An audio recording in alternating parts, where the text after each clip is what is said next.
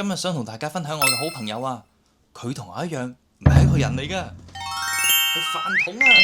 最近因為軒工嘅關係，買咗 TiVo 特福遠紅外線 IH 頭部電飯煲，成1700蚊個電飯煲喎，有咩咁巴閉先？呢部機主打就係遠紅外線，加埋 IH 電池感應加熱，再加舅父內鍋，令加熱更平均，煮出一烹口感一致嘅好飯。佢有13種烹飪模式，唔同米配合唔同煮法，值得一提。附送嘅仲係可以企嘅飯殼添啊！